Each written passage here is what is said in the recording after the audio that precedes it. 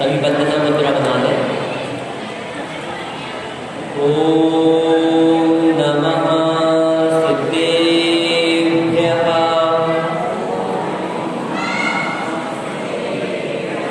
ओम नमः सिद्धेभ्यः। ओम नमः सिद्धेभ्यः। नमो अरिहन्ताणं नमो सिद्धाणं नमो आयरीयाणं नमो वच्छायाणं नमो लोये सवसारूढं। दीपावली दशहरा दशलक्षणोऽस्ता आनन्दस्रोतमणा व्रत के क्षणोऽसा।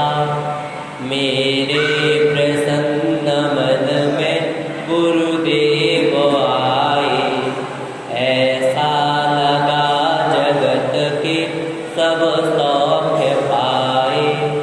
ऐसा लगा जगत के सब सौख्य पाए। ऐसा लगा जगत के सब सौख्य पाए।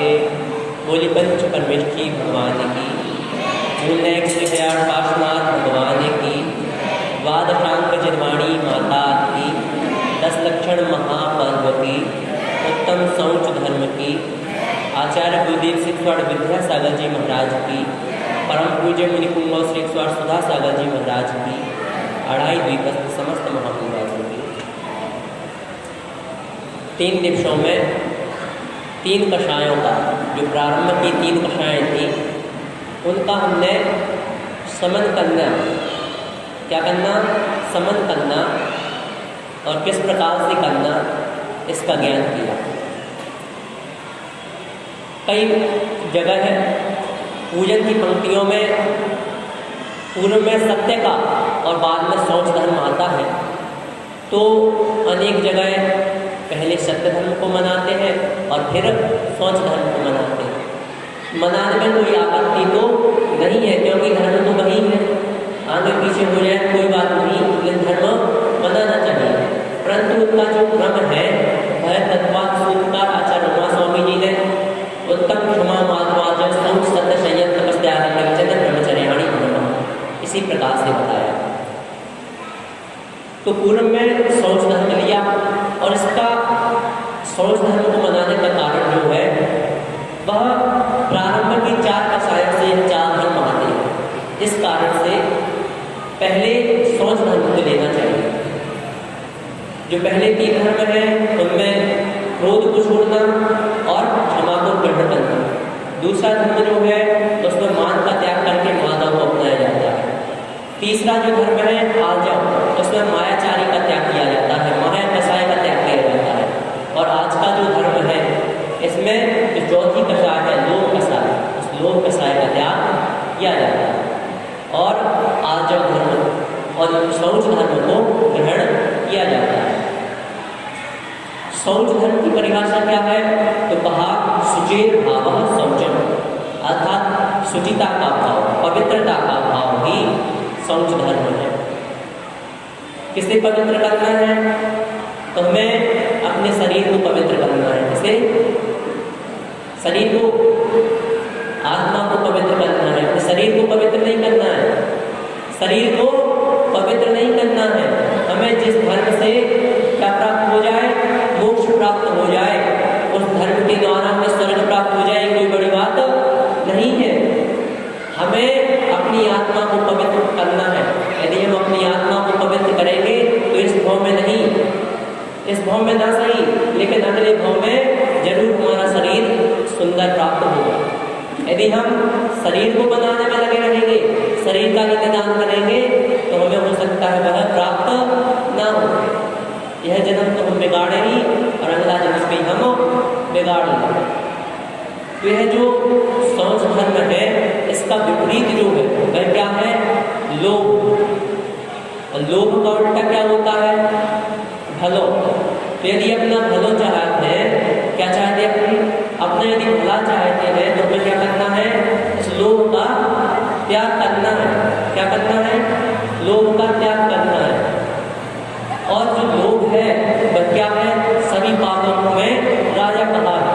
कहा है लोभ पाप को बाप बकाना।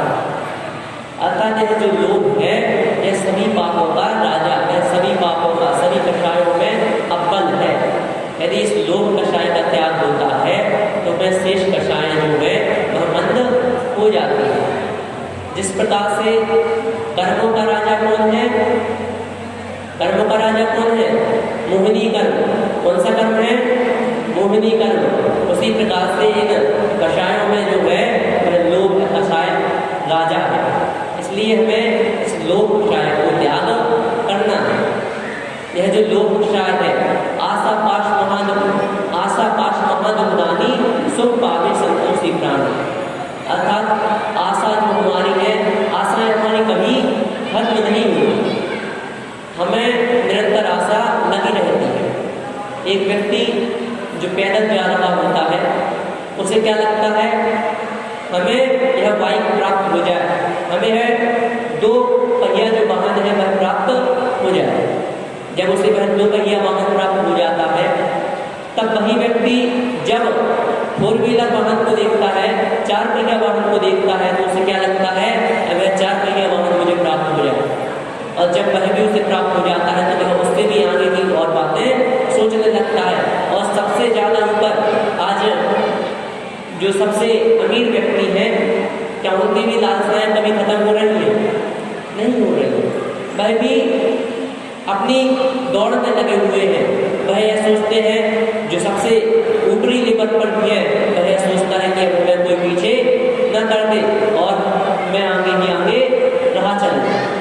तो यह जो है यह लोभ कभी खत्म होने वाला नहीं है। एक राजा के पास एक भिक्षु पहुंचा और वह भिक्षु जाता है और राजा कहता है जो तुम्हें चाहिए है वो मांग लो। क्या कहता है? जो चाहिए वो मांग लो। अगर मन में सोचता है कि मांगू तो क्या मांगू, पहले सोचता है 4 मोहरे मांग लूँ, 8 मोहर मांग लूँ, और ऐसे ऐसे उसकी लालसा, लोभ उसका जो होता है वह तीव्रता पर पहुंच जाता है। और अंत में जो वह व्यक्ति होता है वह करोड़ों अरबों मोहरों तक उसकी सोच पहुंच जाती है।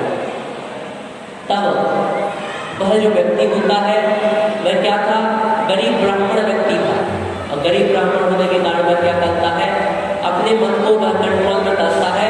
वह सोचता है मैं तो यहाँ 2 मोहरों के लिए आया था और मेरा मन करोड़ों अरबों मोहरों के प्रति चला गया। जहाँ मेरे पास कुछ खाने को नहीं था और वहाँ मैं क्या सोच रहा हूँ? करोड़ों मोहरें पाने की बात को सोच रहा हूँ।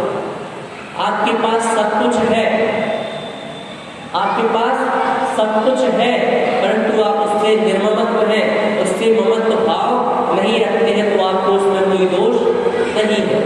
परंतु आपके पास सब कुछ भी नहीं है। क्या है? आपके पास कुछ भी नहीं है और आप अपने मन में यह सोच रहे हैं कि मैं इतने चीज़ों को प्राप्त कर लूँ, मैं यह सब प्राप्त कर लूँ, तो उस सबका, उस सबके परिग्रह का, उस सबके लोभ का आपको दोष लग रहा है। इसलिए वह व्यक्ति श्रेष्ठ है जो सब कुछ होते हुए भी, जिसके पास सब कुछ है पर वह क्या है? उससे अपने भावों को निर्ममत्व किए हुए है, उन सभी वस्तुओं से वह दूर है। हमने जो प्रारंभ किया है, 4 धर्म थे, उन्हें 4 कषायों के त्यागने से प्राप्त किया जाता है। इन कषायों को 4 और भेदों में डिवाइड किया: अनंतानुबंधी, अप्रत्याख्यानावरण, प्रत्याख्यानावरण और संयोजन। यह क्राइटेरिया जो है यह सभी के लिए अलग अलग है। यदि आप 6 महीने से ज़्यादा किसी से वैरभाव रखते हैं, कोई कषाय करते हैं, तो वह क्या है?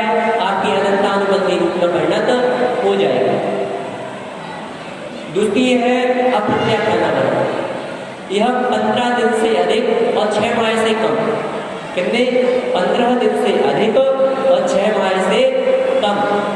इस अवधि में जो आप कषाय करते हैं वह आपकी अप्रत्याख्यानावरण में परिणत हो जाएगी। प्रत्याख्यानावरण जो कषाय है वह अंतर्मुहूर्त से लेकर, अंतर्मुहूर्त कितना होता है? 48 मिनट का। कितने मिनट का होता है? 48 मिनट का। उस 48 मिनट से लेकर 15 दिन की अवधि के बीच में जो आप कषाय करते हैं, उस जो कषाय आप बरकरार रखते हैं, वह जो कषाय है वह प्रत्याख्यानावरण रूप होती है। और अंतिम जो है संयोजन, यह जो है यह अंतर्निवृत्त रूप होती है।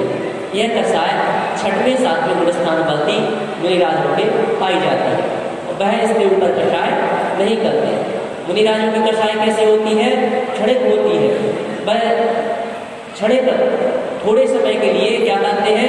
कषाय करते हैं और थोड़े समय के बाद उनकी कषाय नष्ट हो जाती है। वह भी कैसे मुनि करते हैं? जो 6वें और 7वें गुण स्थान बलती में इसके ऊपर उनकी और कषाय मंद होती जाती है। 9वें गुण स्थान के बाद 10वें गुण स्थान के पूर्व समय में संपूर्ण रूप से कषाय का क्षय हो जाता है। जो क्षय पर सीढ़ियाँ चढ़ते हैं उनकी सारी कषाएँ 10वें गुण स्थान में समाप्त हो जाती हैं। इसलिए जो कषाय है, संयोजन कषाय है, वह मुनिराजों के, कौन से मुनिराजों के? 6वें और 7वें गुण स्थान वाली मुनिराज जो वर्तमान में पाए जाते हैं उनके पाई जाती है। अब हम गृहस्थों के भी संयोजन कषाय हो सकती है। हम जब किसी की बुराई करते हैं, किसी से लड़ाई झगड़ा करके आ जाते हैं, तो हमारा क्या होता है? हम उससे द्वेष करने लगते हैं, उससे कई दिनों तक बातें नहीं करते हैं। इसलिए हम लोग क्या कहते हैं? भैया द्वेष नहीं करो। क्या कहते हैं? द्वेष नहीं करो।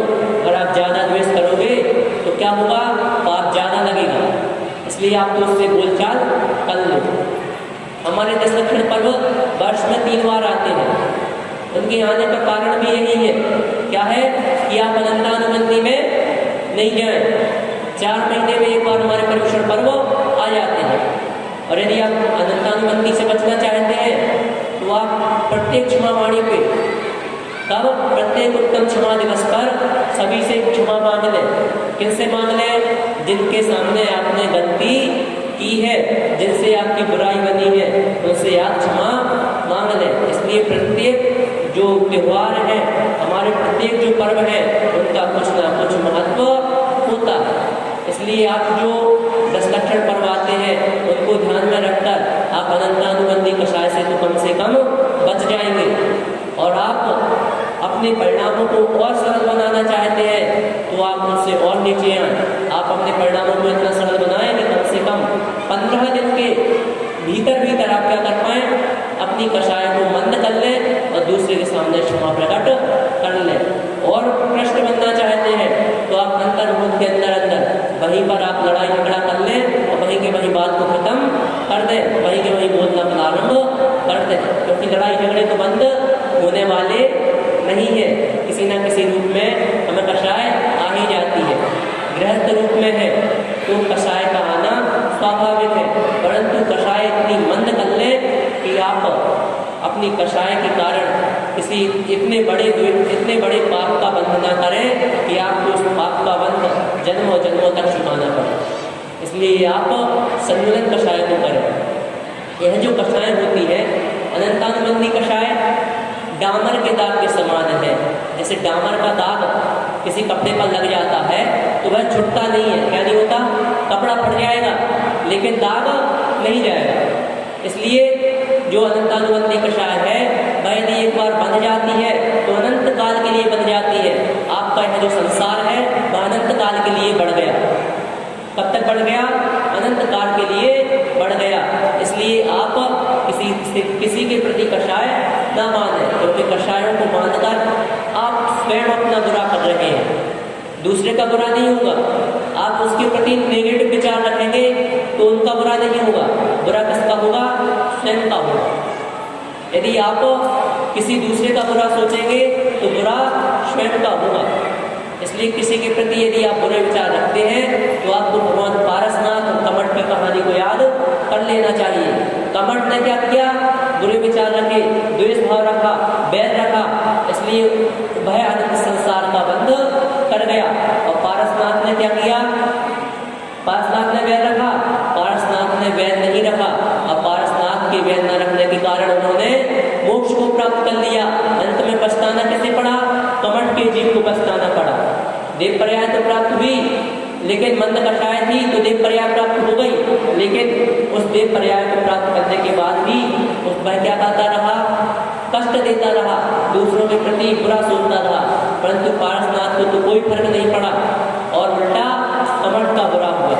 इसलिए आपको क्या करना है, इस जो कषाय रूपी समुद्र है, इन कषायों से बचना है और इन कषायों से बचकर आपको अपने जीवन को बहुत ही सरल बनाना है, शुद्ध बनाना है।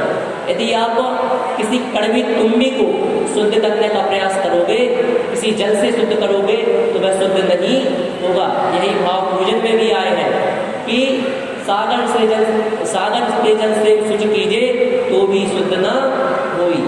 अतः सागर के जल से भी यदि आप शुद्ध करते हैं क्या इस देह को, तो भी आपकी यह देह शुद्ध होने वाली नहीं है।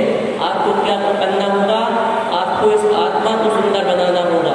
आपको देह के प्रति ममत्व नहीं रखना होगा। यदि आप देह के प्रति ममत्व रखते हैं तो आपको किसका बंध हो रहा है, आपको स्त्री पर्याय का बंध हो रहा है। क्योंकि देह से अधिक ममत्व कौन करता है, जो स्त्री पर्यायधारी होते हैं, जो भाव स्त्री होते हैं, उन्हें स्त्री पर्याय का बंध होता है। इसलिए हमें क्या करना है, हमारे लिए जो कषाय है उनको बंद करना है, जो शरीर है उससे निर्ममत्व भाव रखना है। यदि हम इस लोभ से बचना चाहते हैं तो हमारे लिए अपने लाभ को बंद करना होगा। क्योंकि लोभ का जो कारण है वह लाभ है। जहाँ भी लाभ होता है वहाँ लोभ आ जाता है। जहाँ लोभ हो, जहाँ लाभ हो तहाँ लोभ हो। जहाँ लाभ होता है वहाँ लोभ आ जाता है। इसलिए हमें क्या नहीं देखना, लाभ नहीं देखना। इसलिए जैन दर्शन में क्या कहा, आप जब भी दान आदि क्रियाएं करते हैं तो उसके पूर्व किसी भी प्रकार के सोच विचार नहीं करना। आप क्या करना, अपने मन से दान तो करना, लेकिन उसमें किसी प्रकार की इच्छा मत करना। आप भक्ति भाव करते हैं, भगवान की भक्ति करते हैं, तो उसमें पहले क्या भाव नहीं लाना, हे भगवान हम आपकी भक्ति कर रहे हैं, हमें क्या प्राप्त हो जाए, कुछ ऐसी चीज प्राप्त हो जाए जो आप चाहते हैं। हम परीक्षा में पास हो जाए, हमें अभी नई दुकान खुली है उस दुकान में सफल हो जाए। हम गृहस्थ में है, हमारे पुत्र की इस प्रकार से वृद्धि हो, या किसी भी प्रकार के अनेक प्रकार की चर्चाएं हो जाती हैं। इस प्रकार के किसी भी प्रकार की सांसारिक सुख की वांछा नहीं करनी।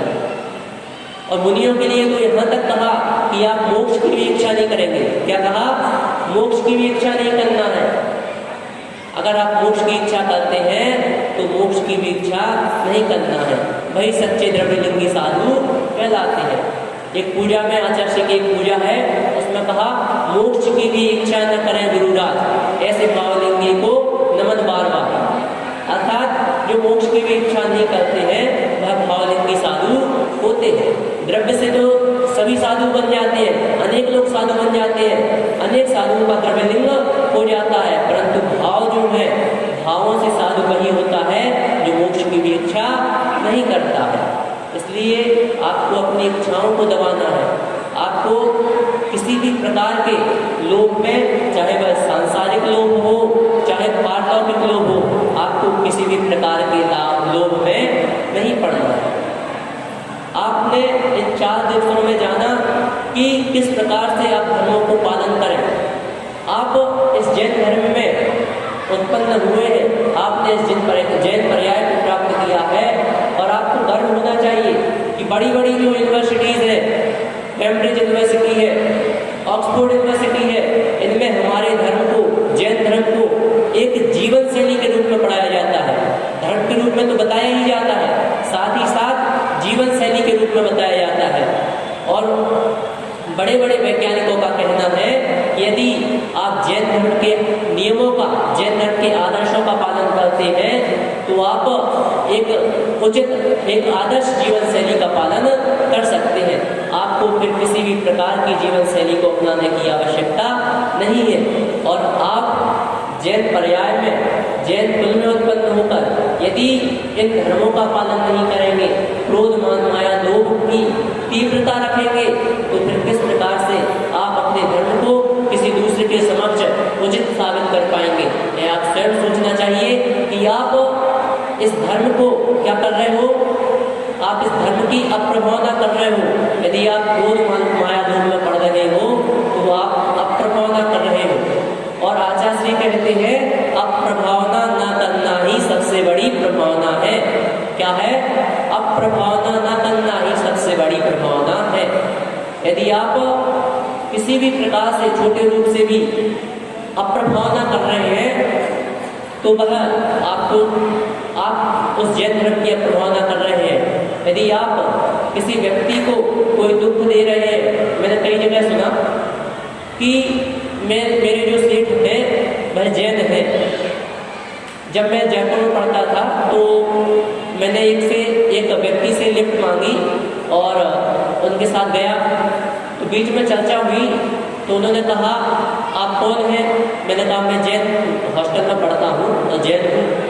उन्होंने कहा मैं पहले एक दूसरे व्यक्ति के पास जॉब करता था तो मेरे क्या होते थे, सैलरी कट जाती थी। कहीं मुझे वो एक छुट्टी अगर नहीं मिली तो मेरे पैसे काट दिया करते थे, या बिना कार्य के भी अगर थोड़े लेट हो जाओ तो पैसे काट लेते थे। लेकिन मैंने फिर वह नौकरी छोड़कर एक जैन सेठ के यहाँ नौकरी कर रहा हूँ और वह मुझे साथ में उन्होंने छुट्टियाँ निश्चित कर रखी हैं कि आप इतनी छुट्टी ले सकते हैं और वह उन छुट्टियों के पैसे नहीं काटते और बड़ी ईमानदारी से समय पे पैसे दे देते हैं। और पूर्व में तो यह भी सुना जाता था कि जैन व्यक्ति के पास कोई भी चीज़ अगर गिरवी रख दी जाती थी तो लोगों को इतना विश्वास था कि वह जैन व्यक्ति है, कभी भी धोखा नहीं करेगा, उसे कभी भी अंदर से लोभ नहीं आएगा। तो आप यदि कभी लोभ करते हैं तो आप एक बार यह सोच लें कि दूसरे व्यक्ति के मन में क्या आ जाएगी, आपके प्रति नफरत आ जाएगी। वह यह नहीं सोचेगा आप कौन हैं, वह यह नहीं सोचेगा आप शशांक हैं, या वह किसी व्यक्ति विशेष का नाम नहीं सोचेगा। वह क्या सोचेगा? वह जैन था। क्या सोचेगा? पहले यह सोचेगा कि वह जैन व्यक्ति था और जैन व्यक्ति ने हमारे साथ ऐसा किया है और करेंगे केवल आप। लेकिन बदनाम क्या होगा? बदनाम पूरी समाज होगी, बदनाम पूरी समाज होगी। जिस प्रकार से दूसरे देशों में जाकर कोई व्यक्ति क्या करते हैं, उस देश को यदि बुरा भला कहते हैं, भारत देश की बुराई करते हैं तो क्या होता है, करेगा कोई एक व्यक्ति, लेकिन क्या होगा, नाम पूरे भारत देश का खराब होगा। एक बार जब स्वामी विवेकानंद जी जापान की यात्रा करने गए थे तो वहाँ पर उन्होंने फलों की बुराई करी और उसके कारण एक वहाँ का जो व्यक्ति था वह आया और उस बालक ने क्या किया, फलों की टोकरी से उन्हें अच्छे जो सेब फल थे वह दिए। और जब उन्होंने यह कहा, उन्होंने पैसे देना चाहे तो उसने पैसे भी नहीं लिए। जब विवेकानंद जी ने पूछा कि आपने ऐसा क्यों किया, तो उसने कहा कि आप हमारे देश में हमारी बुराई कर रहे थे और आप अपने देश में जाकर कहते कि जापान में तो अच्छे फल नहीं मिलते हैं, जिससे हमारे देश की जो है भारी बदनामी होती, इसलिए मैंने आपको यह फल लाकर दिए। और विवेकानंद जी उस बालक की बात को लेकर बहुत प्रभावित हुए। उन्होंने उसकी बातों को अपनाया और आकर वह जब भी यहाँ अपने देश में भाषण करते थे तो उस बालक का उदाहरण जरूर देते थे। हमें भी ऐसे उदाहरण बनना है, हमें भी अपने पूर्व के जो उदाहरण है उनको ग्रहण करना है। पूर्व में किस प्रकार से जैन व्यक्ति अपना पालन करते थे। आप में से लगभग अधिकतर लोग बुंदेलखंड एरिया से परिचित हैं, अधिकतर वहाँ से ही है ना। तो बुंदेलखंड में तो क्या होता था, सभी के पास अधिकतर खेती किसानी रहती थी। हमारे दादाजी बताया करते थे कि सभी के पास खेती किसानी रहती है, सभी के पास क्या था, कुछ नहीं होता था, लेकिन जो खेती किसानी से उन्हें प्राप्त हो जाता था, यदि वह बिक जाए तो ठीक रहता था और नहीं बिके तो उसी में से अपने जो जीविकोपार्जन होता था उसी में से वह अपना जीविकोपार्जन करते थे। उन्होंने सूखी रोटी, क्या सूखी रोटी अगर मिल जाए तो वह पहले सूखी रोटी खाकर अपना गुजारा कर लेते थे, लेकिन किसी भी प्रकार की लोभ और लालच में नहीं पड़ते थे। ऐसा मैंने अपने दादाजी से सुना है, क्योंकि देखा तो नहीं, क्योंकि अब तो बहुत समय परिवर्तित हो चुका है और धीरे धीरे आगे भी ऐसा लग रहा है वर्तमान परिस्थिति को देखकर कि आगे लोग केवल धन दौलत के पीछे ही भागेंगे। इंसानियत वर्तमान में ही बहुत कम बची हुई है।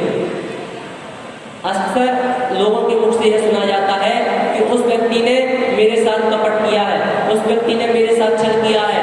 किसी व्यक्ति के मुख से किसी व्यक्ति की अच्छाई नहीं सुन पाते। तो यह समय बहुत तेजी से परिवर्तित हो रहा है और परिवर्तन होने का कारण आधुनिकीकरण है।